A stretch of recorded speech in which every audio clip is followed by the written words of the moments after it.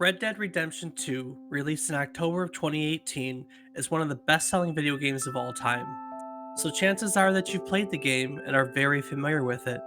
Did you know, however, that Red Dead Redemption 2 is actually the third game in the Red Dead series?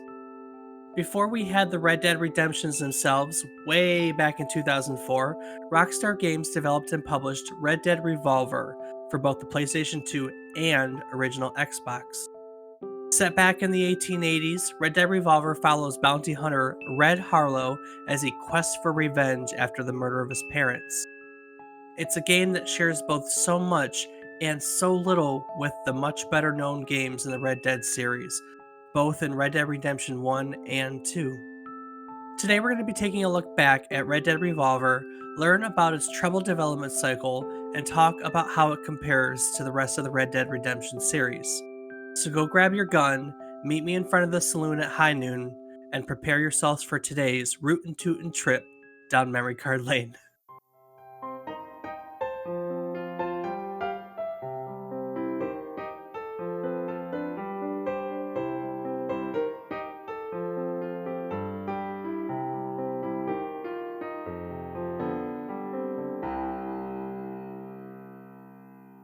Good morning, good afternoon, and good evening.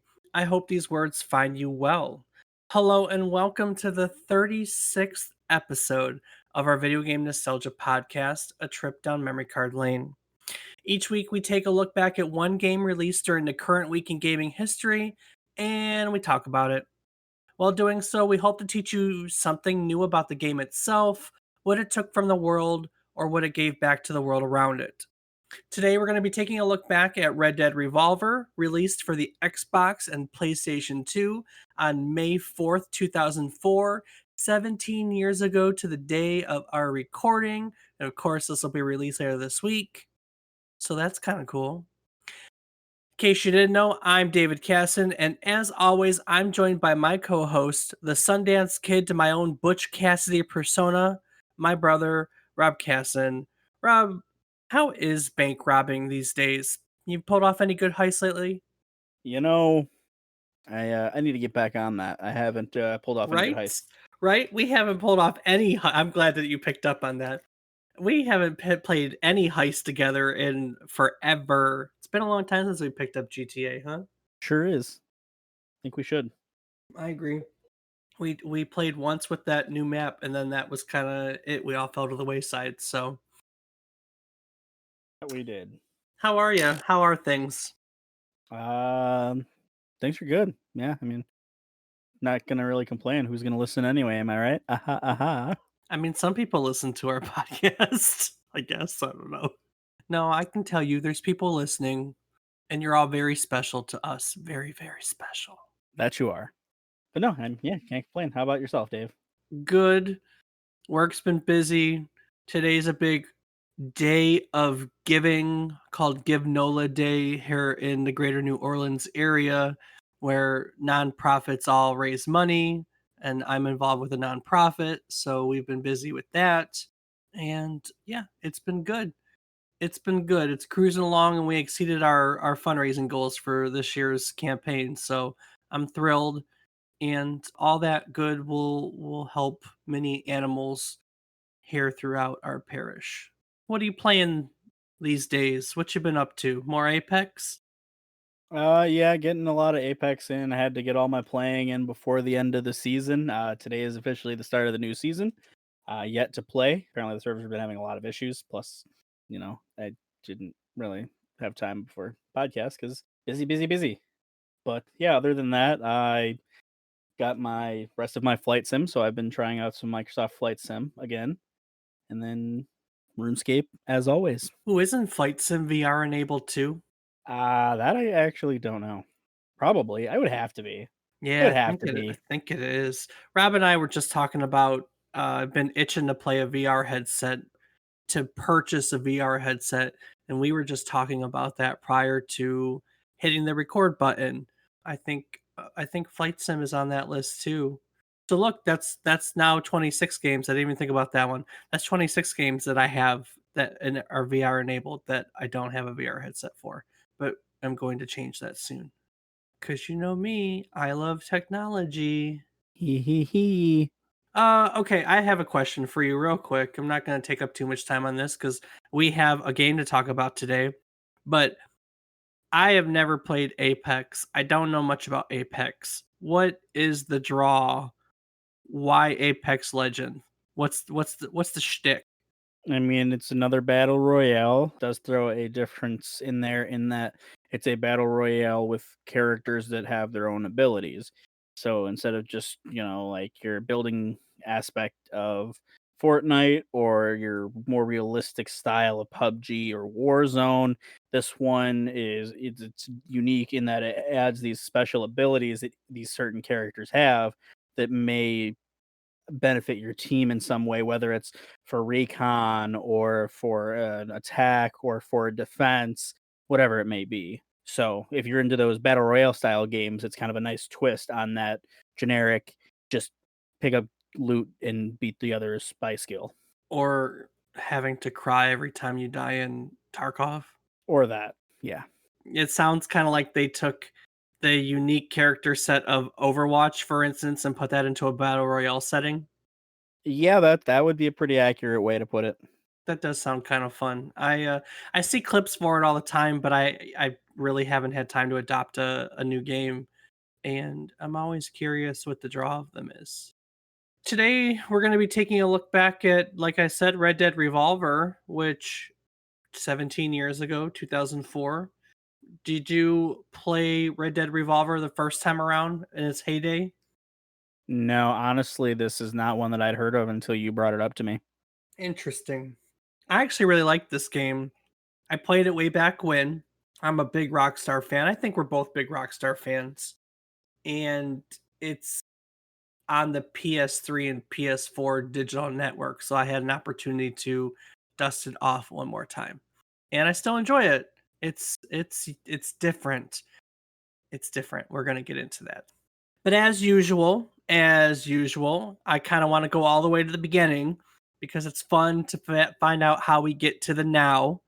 And our little journey today starts way back in the year I was born in 1984. In fact, it starts out a month before I was born because it starts out in January of 1984. And it was way back then that a man named Diego Angel founded Angel Studios, which was founded as basically a work for hire computer animation studio. And needless to say, there wasn't a lot of work for computer animation studios in 1984, as you can imagine. That's really early on in the technology. Wasn't a very good year for them to begin with. In fact, the studio didn't get a single job for the first 6 months in operation. And across its entire first year, it only raised $5,000 in revenue. So you can imagine, can you imagine for an entire year, like starting a computer animation studio and then like we just came through a pandemic, so I guess the notion of not having anything to do for 6 months isn't that far fetched. But if you're trying to find work and you don't find work for 6 months, I mean, this man had to have just been seeing his, I don't know, hopes and dreams like dwindling away. You get what I'm saying? Yeah, it probably would be pretty tough to be trying to get going like that and then not be able to get going. Yeah, it wouldn't stay this way though. I mean, obviously, we're talking about him, and we know this goes somewhere. So we know that Angel Studios didn't necessarily fail. Their first project was an educational video for the University of California, San Diego. And this work would snowball into other work. They would soon be working on commercials for Nintendo, Polaroid, Asiana Airlines, Cobra Golf.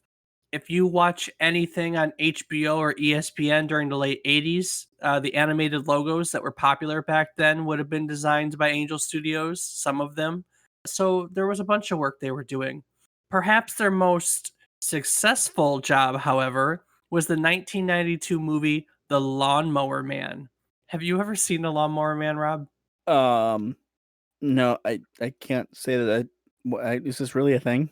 It's really a thing. It's like a sci-fi horror slash thrill. It's more like a sci-fi horror movie from the early 90s. You've really never heard of The Lawnmower Man before? Mm-mm. Oh, you owe it to yourself. It's hard to watch now because it's aged. I mean, we're talking early 90s CGI work, and it's funny in that respect. It's funny in that respect. I'll just put it that way. Here's a fun fact.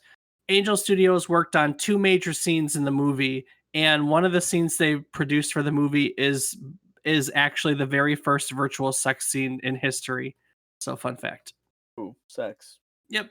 It's about VR and other weird stuff. It's I know you I don't want to give it away. Watch the Lawnmower Man. If you're out there listening, watch the Lawnmower Man. It's not that bad. I like watching bad movies. You know, you get some wine or some whiskey and you sit down and you watch a bad movie. And frankly, I think that's a good time so long as you know what you're getting yourself into. Sometimes it can be worse than you think. Well, that's the thing. So what sucks is when you go in expecting a good movie and you don't get it. But when you go in knowing it's not a good movie and you can have some levity around it, you know, drink and talk about it, have some fun with it, it turns into a relatively good time. During the early 90s, Angel Studios started cooperating with Silicon Graphics, which was an incredibly high end PC manufacturer at the time. And what they were doing is Silicon Graphics was really impressed with Angel Studios and asked Angel Studios to create demos for their computers. And in the deal, they were providing them with the computers themselves. So Angel Studios got to make demos, and in turn, they got pretty much high end workstations. It was a good gig for them. One of Silicon Graphics' clients that was really impressed with Angel Studios' work was none other than Nintendo, and Nintendo would ask Angel Studios to become part of what was known as its Dream Team, which was a group of third-party companies that would develop games for the Nintendo Ultra 64. Do you know what the Nintendo Ultra 64 is? I can't say that I've heard of that either. Well, it was the code name for the Nintendo 64 before it was just the Nintendo 64. Lame. And so Angel Studios decided to leave film behind and they started working on game development. And in all honesty, their timing was really well because here in the not too long after into the 90s, we had into 2000, let's say late 90s 2000, you basically had the dot-com bubble burst. And there's a good chance that if they hadn't made the switch over, they may have just disappeared in the dot-com bubble when Silicon Valley just imploded on itself, you know? But they didn't. They went to go work on video games. In fact, one of their first video games that they ever worked on was the creation of the cutscenes for the Sega CD version of Echo the Tides of Time. Do you know the Echo series at all? No, Echo the Dolphin? You've never seen an Echo the Dolphin game? can't say that it Uh, sounds familiar. man. So in Echo the Dolphin, you're a dolphin. In case that wasn't obvious, Nope. and you're swimming in the sea and trying to help other sea animals and rescue and save. And I don't really know other than that what you do but rescue and save. Alongside working on the Sega CD version of Echo, as part of their commitment as the Dream Team, they worked on two sport games for the N64, one of which was Ken Griffey's Major League Baseball, and the other was called Slugfest. Okay. Then Angel Studios had the pleasure of working with gaming legend Shigeru Miyamoto, you know, that one, the guy who made, I don't know, Mario and Zelda and every major, popular face, the guy whose face is all over Nintendo. They had the pleasure of working with Miyamoto on a Nintendo 64 vehicular combat game called Buggy Boogie. Eh? Eh? Twisted Metal Origins? I there's not a lot on Buggy Boogie. It's kind of funny. The story of Buggy Boogie is that they were working on a prototype and they spent, I don't know, 30 or 60 days, making what's called a Bible. Because whenever you make a game, you make what's called a Bible for it. That's all everything that the whole team is going to work on. Here's the control schemes. Here's the characters. Here's the guidelines for making the levels, everything. So they spent 30 to 60 days working on a Bible, and Miyamoto would return, and he didn't like it. So they had to start from scratch. So they did it again. And for whatever reason, they did this a bunch of times until finally Nintendo decided that they were going to cancel Buggy Boogie and prioritize their efforts on what would become Diddy Kong Racing. But it's really fascinating to think that there was going to be a Nintendo 64 vehicular combat game. You know what I mean? Yeah, that is pretty wild. So along the way, Angel Studios was going to work, not was going to. Angel Studios did work on some other interesting projects. For instance, Resident Evil 2 for the Nintendo 64. They were the company that ported it over from PlayStation.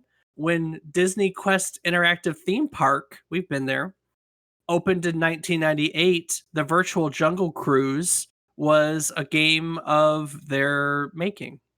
Their next big title, though, was going to be the start of Microsoft's PC racing series, Midtown Madness. Have you ever played a Midtown Madness game? Do you wanna guess the answer to that, Dave? Pretty common today. Is it? Is it? Is it? Is Midtown Madness pretty common today? No, no, no. My answer of the I day. know. It's going to be no, Oh, I didn't do it. okay. It was a PC racing series. I remember it because there weren't a lot at the time. And it was one of the earlier open, because the first Midtown Madness was in Chicago and it was pretty realistic to Chicago. And, at the time, any game that resembled the real world we're still in that early part when they were doing that. It was like, "Oh my god, this is so cool. This is Chicago." And so, yeah, so they would work on the first Midtown Madness and the second Midtown Madness 2, and the success of these games, basically is how they caught the eye of Rockstar Games.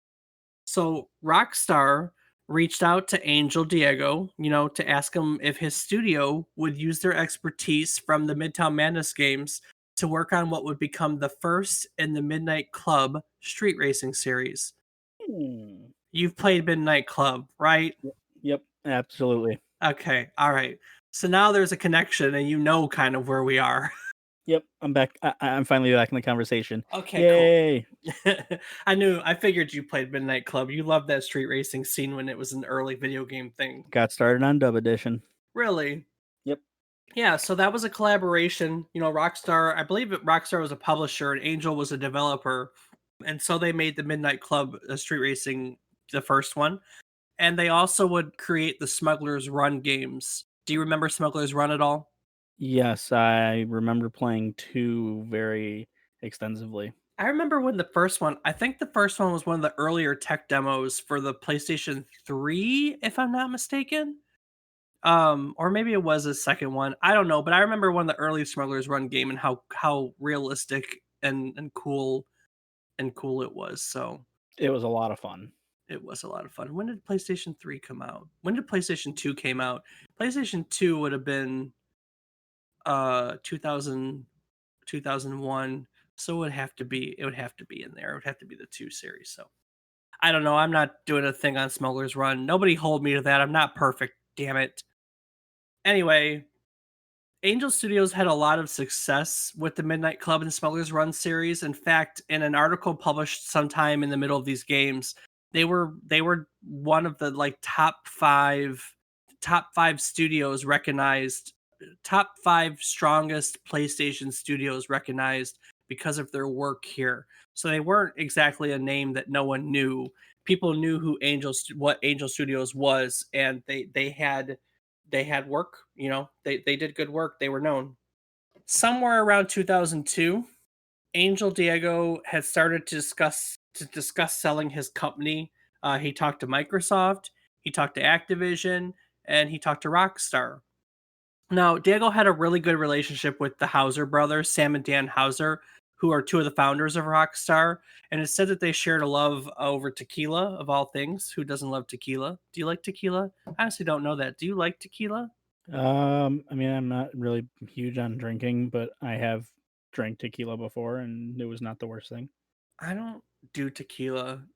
I had I think I'm not gonna say a lot of people because you're not big into drinking, but we all kind of have a story for when we overdid it, a drinking story. But one of the only times I don't remember the whole evening, the last thing I do remember was taking shots of tequila. And after that, I couldn't really drink tequila. I still can't really drink tequila. Initially, Rockstar Games, they basically threw a lowball offer at Angel, which was just promptly rejected. But after going around the circuit and coming back around to them, eventually they would kind of give him an offer that he couldn't refuse. I don't, yeah, I give you an offer you can't refuse. Yeah, yeah. So in November 2002, Rockstar acquired Angel Studios for what amounted to about $34 million in cash and stock options. Angel Studios and its 125 employees at the time would become part of Rockstar Games and be renamed to Rockstar San Diego. A few years earlier, back in 2000, Capcom had actually approached Angel Studios to work on an original intellectual property called SWAT, which was a third person shooter involving a 7-piece SWAT team. And I bet you're wondering why the hell we're talking about a SWAT shooter right now. Hey, do we have a SWAT shooter? I don't There think was an so. actual I remember playing on PC. I think it was a Sierra game. I used to love Sierra games. I think there was a Sierra game called SWAT. I know there was a SWAT series, but I never knew that Capcom had wanted to make one as late as the year 2000. The gentleman who you don't know at all? You don't recall No, a SWAT game? no, no. Do you even know who Sierra Online is? Can't say that I do. Gosh, dog it, man. I feel old some days. You are I know. I comparatively. yeah, I know. Sierra made do you know the Police Quest games or King's Quest games or Nope. they made a lot of really great games in the 80s and 90s.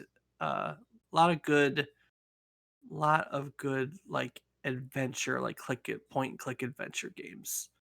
Anyway, the gentleman who brought the SWAT game to Angel Studios and was a Capcom employee, Yoshiki Okamoto. And we haven't really talked about Okamoto at the time, but he is a notable video game developer. He was pretty instrumental in helping to create a few video game franchises, including the Monster Strike series, and most importantly, the Street Fighter series, which we haven't really covered yet, which is why he hasn't come up. So, but among the games that he designed along the way was one called Gunsmoke, which was designed way back in the 80s. And Gunsmoke was an arcade title. It was basically a vertical scrolling run and gun shooter released for arcades in 1985. So, you're at the bottom of the screen. It's like all the ship ones. We've talked about Gradius or we did a Karuga recently, which is a vertically scrolling game too. So just imagine, if you will, a cowboy on the bottom, shooting guns as the screen scrolls up and other cowboys are chasing him. And that's basically what Gunsmoke is. It was on Akamoto's insistence that Capcom's SWAT title adopt a Western theme because he wanted to make a game that was a spiritual successor of sorts to Gunsmoke. And so the SWAT acronym was basically, I don't know if adopted's the right word. I have adopted stuck in my mind, but it was, let's say, repurposed as the Spaghetti Western Action Team. Wow. Wow. I know. That's one of my favorite parts of the story.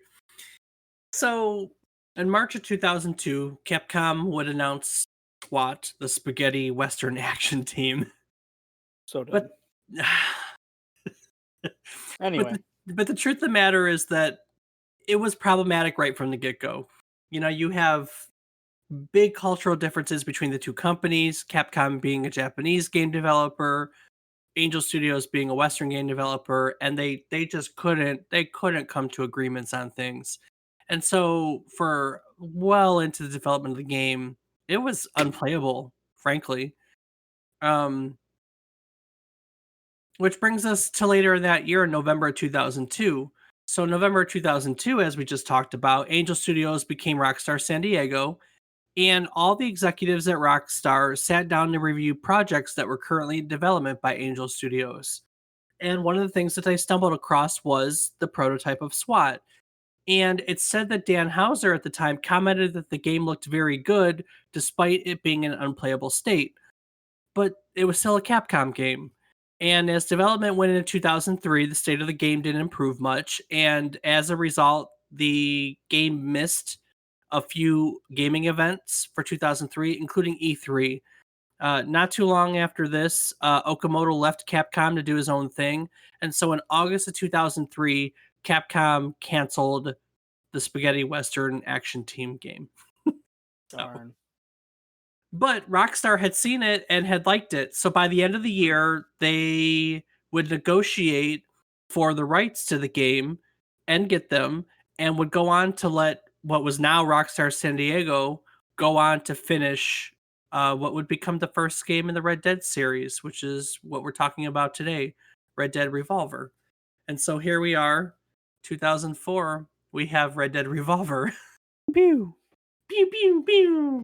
Red Dead Revolver is a third person shooter mixed with an action adventure game. And uh, it's 2004. It plays like a game from 2004. You know, you move around the screen and you shoot things.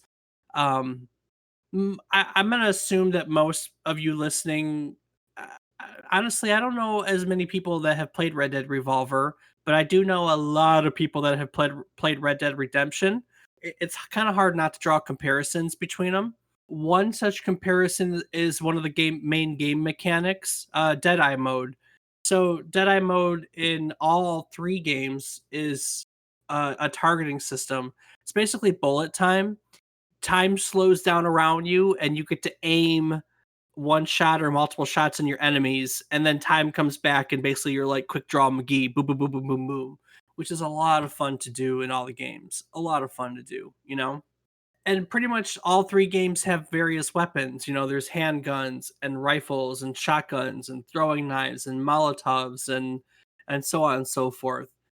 But the main part, I guess, where the games differ is Red Dead Redemption 1 and 2 are open world games. They're notorious for being some of the most beautiful and detailed and open world games out there. I mean, I'm not going to refute that. I think Red Dead Redemption 2 is art. A video game is art. But here, back in Red Dead Revolver, that wasn't the case. It was not open world game. It was actually quite linear. There was one town called Brimstone that players could explore between the levels, but there were levels otherwise that were pretty straightforward, linear levels. They ended with a boss fight, and the boss was typically someone that was, you know, that had a bounty on their head, which kind of brings us to the plot. Red Dead Revolver was set in the 1880s, so this is still the American frontier time, and it basically follows the story of Red Harlow and his quest for revenge after his parents were murdered. And along the way, he meets all sorts of interesting people: a sharpshooter named Jack Swift, a rancher named Annie Stokes, a Native American called Shadow Wolf, and an African American US soldier who only is named in the name Buffalo Soldier. Now, you may be asking yourself, why all the colorful characters? Why all the color characters, Dave? Thank you, Rob. Great question.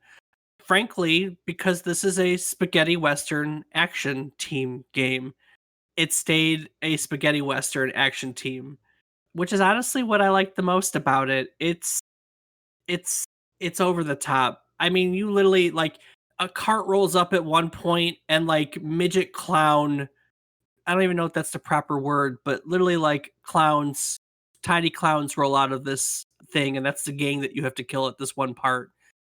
Everything is just over the top, and the cutscenes, they added that grain and those lines down the screen, like the film effect, you know what I mean? Like like an actual spaghetti western. And so this whole game plays like an actual, you know, B movie type of spaghetti western. It starts out with that attitude, and it takes that attitude through the entire game, and that's perhaps one of the most interesting things about it. Red Dead Redemption 1 and 2, the much better known games in the series, are very realistic. They're great stories, but they're not over the top. I mean, don't get me wrong, there's some ludicrous characters in there for comedic effect, but in general, the game is they're just realistic. I mean, Red Dead Redemption 2 is stupid realistic. I we could spend a week worth of episodes talking about all the details in Red Dead Redemption 2. But this Red Dead Revolver game is just goofy, I guess is a good way to put it.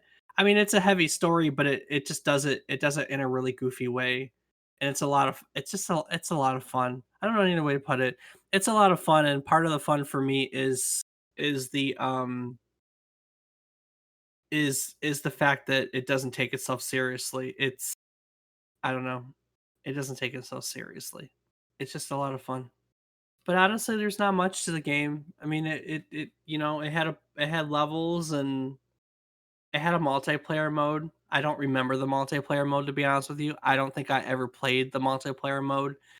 It's it had one game mode, which was free for all battles, where you're supposed to be the last man standing, and they would pretty much use the maps and character models from the single player campaign. There's only so much you can do with that.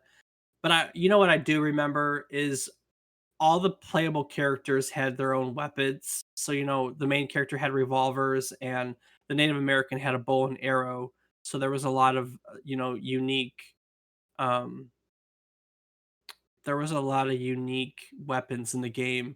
And you also didn't just play as the main character. You kind of bounced back and forth through some of these more interesting characters throughout the game to tell a story. So now despite happening in the 1880s and kind of being in the frontier, there's some debate over how this game ties into the Red Dead Redemption series. A lot of the characters in Red Dead Revolver are mentioned in the first Red Dead Redemption through like lore, but there's no direct correlation between the two. And even Dan Houser himself has kind of alluded to the fact that he believes it to be a different universe.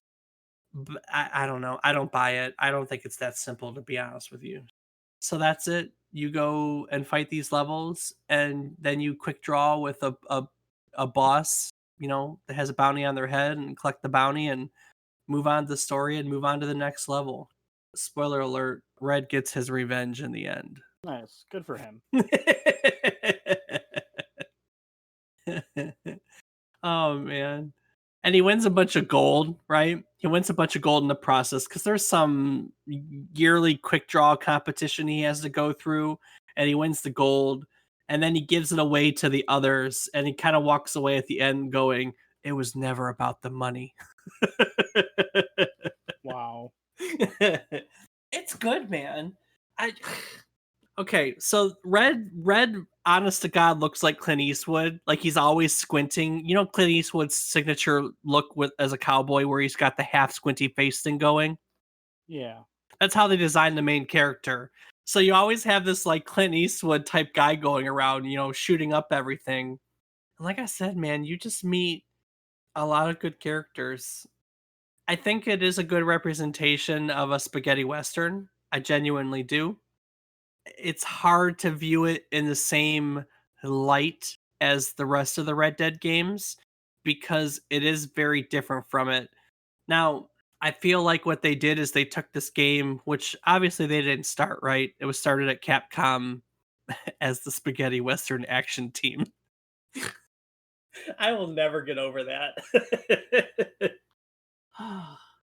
What do you think a Spaghetti Western Action Team did, Rob?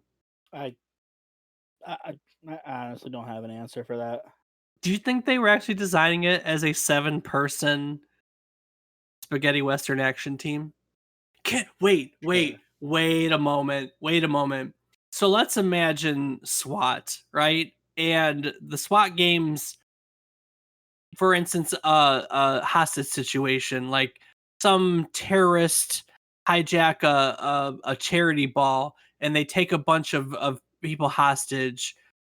You know what? We don't have to go that far. There's hostage situations in Rainbow Six Siege, aren't there? Yep. So imagine one of the hostage situations in Rainbow Six, and all of a sudden, 7 fucking cowboys roll into the roll into the room instead of your tactically clad soldiers.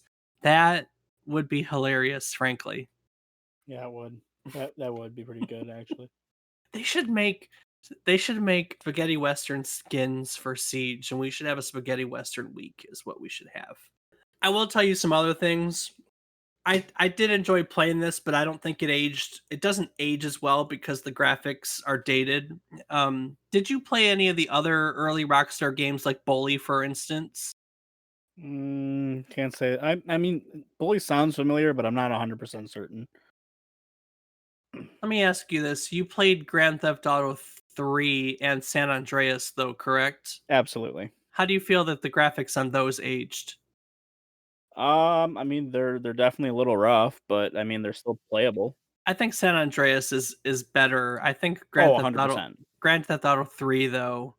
This is from that time same similar time period where I just think, you've got those kind of blocky, character polygons and everything is just not crisp. I mean, part of that probably is because they picked this Capcom game and they had to finish it, but they saved a lot with the attitude. Honestly, the draw to this game is the attitude. Not only is it kind of goofy and funny and doesn't take itself seriously, it's great music. I mean, it's straight spaghetti western music, which is a lot of fun too. So, and who doesn't like to be a gunslinger and quick draw and shoot? Uh, I don't know. I forgot how much it was. I'm gonna go with six shooter because we know a six shooter, you can shoot six things at one time, basically. I don't know. Thankfully, though, it gave us the foundation for the Red Dead Redemption series, which are some of the most critically acclaimed games in the last. I don't remember when the first one. I don't remember when the first one came out, but the second one is like the one of the best-selling video games of all time. Like number 7 or number 8. It's ridiculous how many copies Red Dead Redemption 2 sold. I bought Red Dead Redemption on the day it came out, and I still haven't finished the game, which is I'm a little ashamed to admit. Every time I pick up the game, there's just something about it that I get lost in. I just get lost, honestly. Like I pick up the game and then I'm like, oh, I gotta go hunt this. And then I just start hunting for hours and then looking at things. It's the type of game that it's really easy to just get lost in. And and then I never actually get anything accomplished. And I put it down and I pick it up, a month later and do the same thing. So one day I will finish Red Dead Redemption 2. I have played the heck out of the first one. I don't think there's anything I haven't finished in the first one though. Well, I just talked way too much about how I feel about Red Dead Revolver. You feel like you want to play it at all? It definitely does sound like something I would give a try. Yes. It's fun. I honestly think you'd like it. It's not a big investment, and it's kind of goofy and neat. This is about the time though that y'all get tired of listening to me, and we start listening to you, both in the form of critic reviews and user reviews. Rob, how's that RuneScape going? Um, it was going. But you knew your time was coming, right? That I did. Well, look, I as usual, I pulled together some reviews. What was fun about reviews this time is 2004. While it's 17 years ago, the internet was a thing in 2004, and so it was easy to find reviews from the actual time period. And so pretty much everything that we're going to take a look at today was from 2004, and I really like that because it's really fascinating to see what people thought about it at the time. You know what I mean? Yeah, absolutely. So why don't you take the first review I pulled here from Game Informer magazine back in 2004. Game Informer says that drawing inspiration from Sergio Leone's classic spaghetti westerns and Clint Eastwood's hard-boiled, serape-clad performances, Red Dead Revolver stands tall with a conceptual basis that the video game industry has not vested a lot of interest in, yet many have yearned for. There are few things sweeter in this world than getting the opportunity to step into the boots of the Pale Rider and the quickest gun in the West. This is essentially what Red Dead Revolver offers. Do you like westerns Yes, as movies? I have watched a few, not a whole lot of them. Obviously, one of them, Wild Wild West. But it's not that I dislike them. I just haven't really sat down to watch many of them, so I don't really have an answer to that. All right. Well, what else did Game Informer have to say? They go on to say that all of the staples that we've come to recognize from films of this ilk, even the horse operas, are included in some fashion. You'll ride horseback and leap onto a runaway train, exchange fisticuffs in a bar brawl, and stare death in the eye in a high noon showdown. Thematically, developer Rockstar San Diego has hit the nail right on the head. You really do feel like the toughest cowboy to ever step foot in the West. Grainy graphical filters and era specific camera effects are also used to make the cutscenes feel like the films that this game pays tribute to. Continuing a streak of wowing gamers with brilliant soundtracks that perfectly accompany the atmosphere of the game, Rockstar has decked this game out with an incredible selection of songs reminiscent of spaghetti western master Ennio Morricone. Go ahead and wrap it up. As you would expect, the majority of gameplay is dedicated to running around and blowing vermin to Kingdom Come. The execution of this is commendable and is very much in line with the Max Paynes of the world. Although just split screen, multiplayer is surprisingly addictive and loaded to the hilt with extras that players can unlock through the game with cash earned along the way. I really enjoyed the time I spent with this title, yet walked away wishing that it had a little bit more meat on its bones. If you find satisfaction in mindless action games in the tradition of Max Payne, you'll surely get your fill with Red Dead Revolver. Yeah, that kind of makes sense, to be honest with you. I was a huge Max Payne fan. I loved those games. I got all of them when they came out, even the third one, which was not as good, but I still love the whole series. And I do think this is an action game like them. That's a good point because the Deadeye is really reminiscent of Max Payne. And we still use it to this day. So, but yeah, a lot of the things that I was saying, Game Informer said the same thing. You do a bunch of you do a bunch of Wild Wild West things, and it's got those grainy graphical filters, and it's got a really good spaghetti western soundtrack, and yeah, you run around and you shoot stuff. You shoot bad guys. You shoot bad guys who, in very stereotypical way, are standing on a balcony with a rifle and you shoot them in the face and then they fall through how in the westerns they fall forward and the balcony breaks and everyone comes crashing down to the ground. Yeah, Yeah, it's like that over and over again. nice. All right, well, that was what Game Informer had to say. We had a chance to touch on that. What did IGN have to say? All right. So IGN has to say that as far as westerns go, Red Dead Revolver offers style, color, depth, and humor. It's a unique take that fulfills one needs to become a dirty western cowboy badass, a Clint Eastwood-like bounty hunter with a grudge against corruption, greed, and power. It's also far from a perfect game, delivering awkward mechanics, rough visuals, and some very unpolished moments, but it's certainly worth your while. It's become monumentally clear that Rockstar Games has a fascination with infusing popular culture into the video game spectrum. What's more, the company is dedicated to delivering each of its games with its own particular sense of style. Red Dead Revolver is no exception on either front. It's unclear how much of the game was styled out before Capcom handed it to Rockstar, but the final product beams with a keen eye and a slick delivery. I I want to pause on that for a moment because the beginning of that paragraph is something I want to talk about since we do play a lot of Rockstar games nowadays, where they say that Rockstar Games has a fascination with infusing popular culture into the video game spectrum. How do you feel about that? Yeah, I can definitely see that. I mean, we've gone way past Red Dead Revolver, right? Your familiarity with Rockstar is Grand Theft Auto. I mean, we play Grand Theft Auto online, and it's pretty easy to see it in that series, isn't it? Yeah, it is. And it's funny to me because I think that as the video game industry has progressed, the opposite has happened, and that the video game spectrum has become popular culture, and now we're the ones interjecting us into it because, I mean, let's be honest, the Grand Thefts and the Red Dead Redemptions of the world are pop culture phenomenons when they come out type deal. So, um, yeah, I think that's a really fascinating statement. What did IGN? What else did IGN have to say? They continued on to say that Red Dead Revolver is one of those games I like more in theory and principle than I do in reality. I have desperately wanted to play a good Western shooter for years now, and Red Dead Revolver almost fits that bill. It's got some great ideas that seem to have had problems being fleshed out to their maximum potential. Yeah, I kind of agree. I think that Red Dead was, let's just put it this way. Red Dead Revolver was a fun game, but it wasn't a perfect game. It had a lot of opportunity. But what it did do, I think, was give Rockstar Games a taste of the Wild Wild West and help them lay the foundation for what, in all honesty, are some of the best games out there in the Red Dead Redemption series. So those were critic reviews. What about users, Rob? What do our users, what do the players, and these are also reviews from 2004.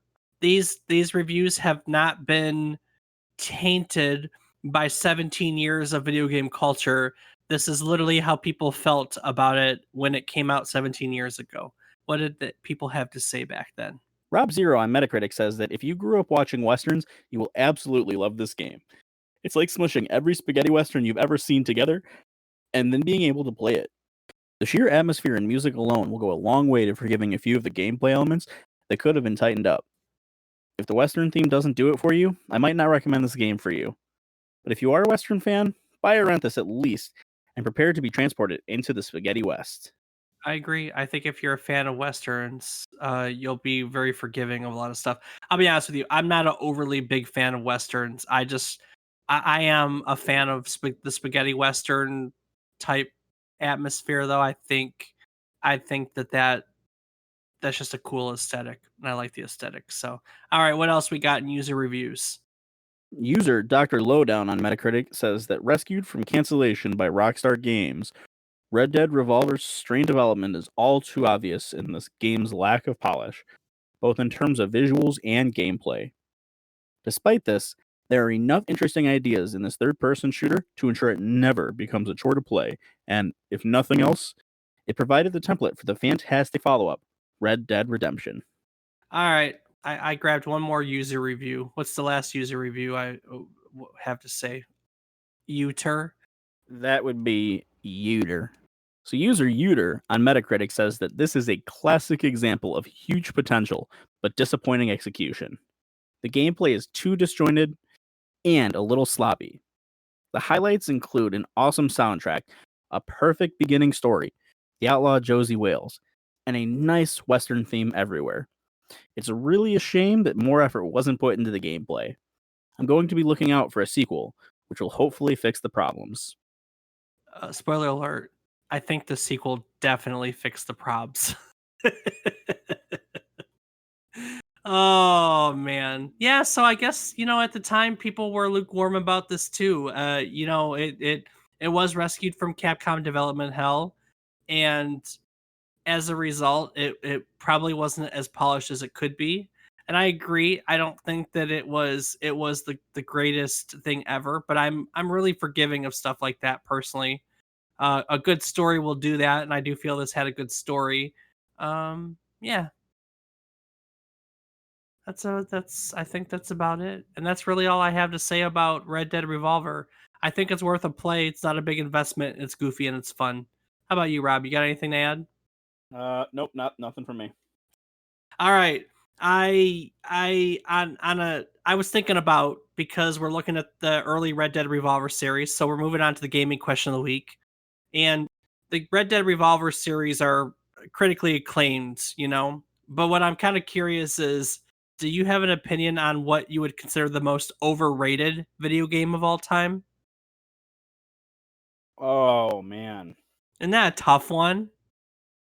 I mean, I feel like the problem with that is that I haven't played a lot of games to be able to say like I didn't jump on the Genshin Impact wave or the Valorant or Yeah, but there's got to be a game, and we kind of have touched on the same question in other ways when we've talked about, like, what's a game that everybody loves that you hate. So like for me, when I think of overrated video game, I still can't stand PUBG. I don't get the allure. I don't think it's the greatest game ever. I just I it doesn't do it for me. I think it's incredibly overrated. That's it. I mean, that's it for me. I think it's PUBG. So as I've said before, I don't really enjoy Fortnite, although I can see the appeal to it. So I can't say that it's the most overrated game. Just it's just not for me, I that's the problem with this is that I can see a lot of points to a game and I yeah, can't think that's of a like good why one point. would be overrated. Yeah, I that's mean, a really good point. yeah, I don't know, I'm trying to think of one. I guess I don't really understand like soccer games, like that doesn't seem as fun to me, so those would be overrated to me, I guess. But again, for someone who's into that kind of stuff, it's fun. Hmm, But I would say like for me, it's FIFA personally. And that's hmm. nothing against people who like FIFA. If you like FIFA, more power to you. Yeah, I don't know. PUBG just doesn't feel polished to me. It doesn't do anything with progression. It doesn't. I don't know. Does PUBG have progression? I just haven't put enough time in it to know. Like, do you get better guns or skills, or I don't think it has anything like that. Does it? No, it's literally just as you find stuff.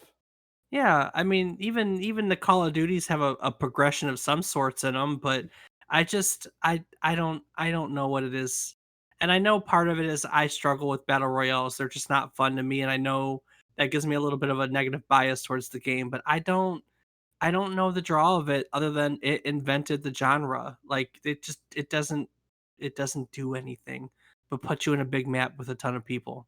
But I guess that's a battle royale, so and I think we've covered it didn't invent the genre, didn't we? It just popularized it. I think we talked about that way early in like one of our first few episodes. So, Yeah. speaking of early on in our episodes, if you're curious about going back to the beginning, there's a place you could do that, right, Rob? That there is, Dave. What is that place, Rob? Well, Dave, since you've asked twice now, that would be www.memorycardlane.com. There, you can find show notes, links to the stuff that we talk about, calendars that show previous episodes as well as some upcoming ones that we have. You can find all of our previous recordings. You can find a blurb about Dave and maybe someday a blurb about me. And you can also find interesting information about our Patreon. Dave, what's that all about? Yeah, so you can join our Patreon for only $2 a month and support our podcast. If you like what you hear, we always appreciate the support. You can do that by visiting our website. There's a link to our Patreon on www.memorycardlane.com, or you can go directly to our Patreon at patreon.com/trip down memory card lane. Also on our website, you'll find plugs. This is a plug. You'll find links to our social media personas. I am on Twitter as David underscore is underscore wrong. And Rob, what are you doing on social media these days? I can be found on twitch.tv/FATBOIRIPZ.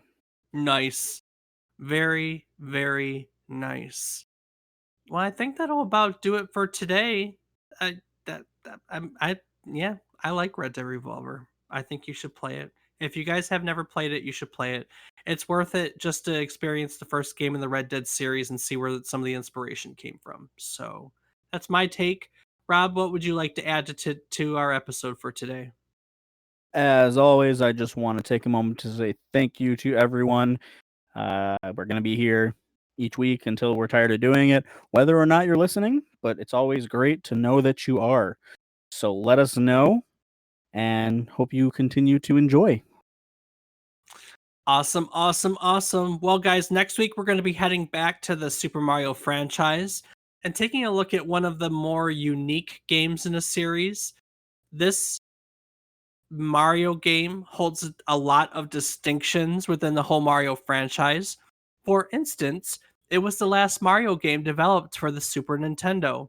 It's also the first game in the Mario franchise to have gameplay with an isometric 3D environment, which is pretty common to them nowadays.